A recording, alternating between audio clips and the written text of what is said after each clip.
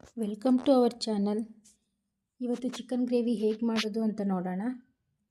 ಈ ಗ್ರೇವಿ ಮುದ್ದೆ, ಅನ್ನ, ಚಪಾತಿ, ರೊಟ್ಟಿ, ದೋಸೆ, ಇಡ್ಲಿ ಎಲ್ಲದಕ್ಕೂ ತುಂಬ ಚೆನ್ನಾಗಿ ಹೊಂದ್ಕೊಳ್ಳುತ್ತೆ, ರುಚಿ ಚೆನ್ನಾಗಿ ಕೊಡುತ್ತೆ. ಈ ಗ್ರೇವಿಗೆ ಏನೇನು ಬೇಕು ಅಂತ ನೋಡ್ಕೊಳ್ಳೋಣ.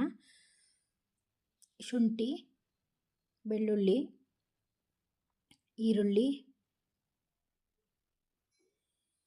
ಪಲಾವ್ ಎಲೆ, ಏಲಕ್ಕಿ, ಚಕ್ಕೆ, ಲವಂಗ, ಸೋಂಪು ಇದಿಷ್ಟನ್ನು ಕೂಡ ಮಿಕ್ಸಿಗೆ ಜಾರ್ಗೆ ಹಾಕಿ ರುಬ್ಕೊಳ್ಳೋಣ.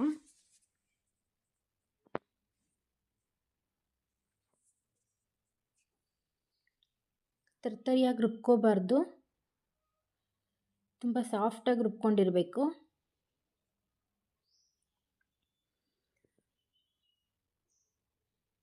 ಇವಾಗ ಪ್ಯಾನ್ ಬಿಸಿಗೆ ಇಟ್ಕೊಳ್ಳೋಣ. ಎಣ್ಣೆ ಹಾಕೋಣ.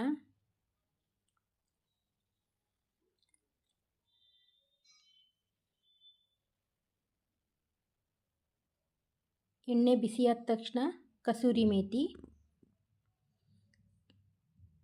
ಒಗ್ಗರಣೆಗೆ ಸ್ವಲ್ಪ ಗರಂ ಮಸಾಲ ಸ್ಪೈಸಸ್ನ ಆ್ಯಡ್ ಮಾಡ್ಕೊಳ್ಳೋಣ. ಚಕ್ಕೆ, ಲವಂಗ, ಏಲಕ್ಕಿ, ಸೋಂಪು, ಪಲಾವ್ ಎಲೆ, ಈರುಳ್ಳಿ,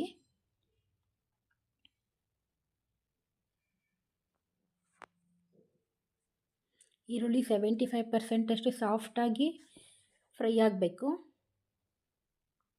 ಚಿಕನ್ 750 ಗ್ರಾಮಷ್ಟು ಚಿಕನ್ ತಗೊಂಡಿದ್ದೀವಿ. ಅರಿಶಿನ, ಉಪ್ಪು, ನಾನು ಚಿಕನ್ಗೆ ಎಷ್ಟು ಬೇಕಷ್ಟು ಉಪ್ಪನ್ನ ಹಾಕೋತಾ ಇದ್ದೀನಿ. ಆಮೇಲೆ ಗ್ರೇವಿಗೆ ಬೇಕಂದರೆ ಸೇರಿಸ್ಕೊಳ್ತೀನಿ.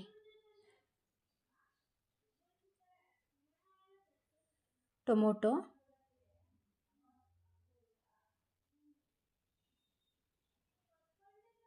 ರುಬ್ಬಿರೋ ಮಸಾಲೆ,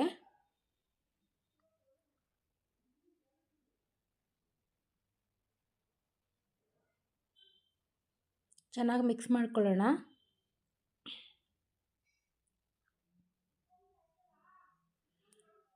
ಧನಿಯಾ, ಅಚ್ಕಾರದ ಪುಡಿ,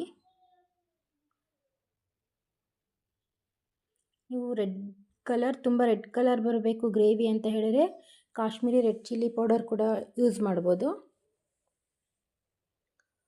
ಕೊತ್ತಂಬರಿ, ಪುದೀನ, ಕೊನೆಯದಾಗಿ ಸ್ವಲ್ಪ ಬೆಣ್ಣೆ.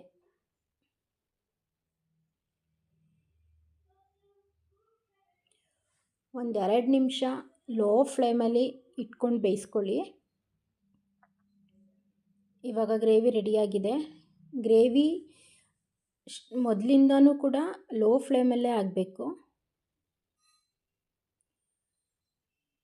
ಹೈ ಫ್ಲೇಮಲ್ಲಿ ಇಟ್ಕೊಂಡು ಮಾಡಿದ್ರೆ ಅಷ್ಟು ಟೇಸ್ಟ್ ಬರಲ್ಲ.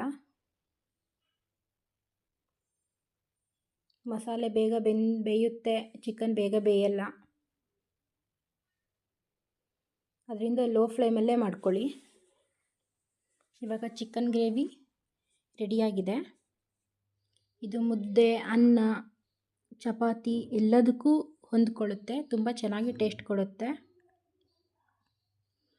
ಇದು ನನ್ನ ಚಾನಲ್ನ ಮೊದಲನೇ ವಿಡಿಯೋ ಆಗಿದೆ. ಇನ್ನೂ ಹೆಚ್ಚು ವಿಡಿಯೋಗಳನ್ನ ಅಪ್ಲೋಡ್ ಮಾಡ್ತಾ ಇರ್ತೀನಿ. ನೋಡಿ, ಸಪೋರ್ಟ್ ಮಾಡಿ, ಸಬ್ಸ್ಕ್ರೈಬ್ ಮಾಡ್ಕೊಳ್ಳಿ, ಶೇರ್, ಲೈಕ್ ಮಾಡಿ. ಧನ್ಯವಾದಗಳು.